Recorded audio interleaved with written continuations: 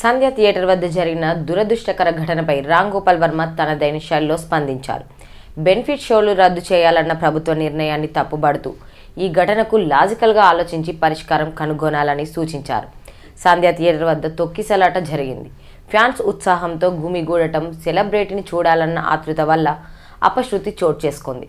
అయితే ఈ ఘటనపై ఆ జీవి మాట్లాడుతూ ఇలాంటి ఘటనలు కొత్తేమీ కావని, అందులో ఎమోషనల్కు చోటు లేకుండా సమస్యను వాస్తవికంగా చూడాలని సూచించారు. ఇలాంటి తొక్కిసలాటలు ఈ దేశంలో ఎన్నోసార్లు జరిగాయి. రాజకీయ సభలు, కుంభమేళాల్లో కూడా ఇలాంటి ఘటనలు జరిగాయి. కానీ వాటిని నిషేధించలేదు కదా.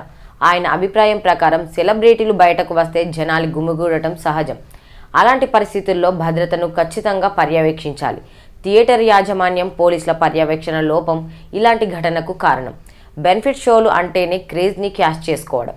వీటిని రద్దు చేయడం సమస్యకు పరిష్కారం కాదు. వీటికి ప్రత్యేక షోలుగా అనుమతి ఇవ్వాలి. అలాగే భద్రత చర్యలు పకడ్బందీగా ఉండాలి. అసలు అల్లు అర్జున్ వస్తున్నారని బయటకు లీక్ చేసినప్పుడు పోలీసులే అతన్ని రావద్దని చెప్పాల్సింది. కానీ ఇంత పెద్ద సమస్యగా మారుతుంది అని ఎవరు ఊహించలేదు. సమగ్రంగా చూస్తే వర్మ అభిప్రాయానికి అర్థం ఉంది. ఎమోషనల్గా కాకుండా లాజికల్గా ఆలోచించడం అవసరం. తొక్కిసలాట కారణాలను ఇన్వెస్టిగేషన్ చేసి భవిష్యత్తులో ఇలాంటి ఘటనలు జరగకుండా చూడాలి.